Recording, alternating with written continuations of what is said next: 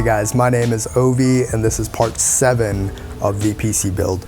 This one I'm gonna keep a little short because I've been sick over the past few days and my throat hurts, so I'm gonna minimize the talking. I'm gonna talk a little bit about my cooler choice for the CPU, and then we're gonna go into a build montage because I have my GPU coming in a few days and I want to have everything ready, so I just got to throw the GPU in there and it's ready to go. So the cooler I went with was the Corsair H100 Elite Capellix. I really like this cooler. I love how it looks. Of course I got it in white. I like these coolers better than the traditional style, which is, you have the radiator and the fans attached onto the motherboard on top of the CPU. I don't particularly like how those look. It takes up a big chunk of real estate, air estate inside of your case. It doesn't look as clean to me.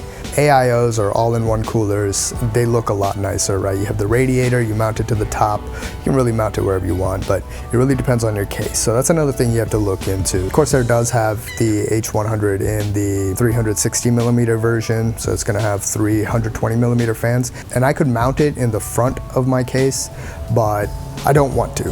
I like having the air intake in the front and then the exhaust from the top. So I went with a 240mm cooler because that's what's gonna fit in my case. And my case is the Corsair 4000D, by the way. When it comes to picking the size, between a 240 and a 360, I don't feel like I need a 360mm cooler. The amount of cooling capacity diminishes exponentially as you go up in size, right? So like a 240mm cooler is gonna do significantly more than a 120mm cooler, but a 360mm cooler only does slightly more than a 240mm cooler. The 360mm coolers would be good if you're gonna do some serious overclocking, but I don't plan on doing that either. The other things I like about the Corsair cooler, it comes with the IQ commander, so it can control all the fans in my case, right, and all the RGBs along with it. It comes with adapters, so you can use it with AM4 type motherboards, that's for AMD processors, or you can use it with the Intel type motherboards.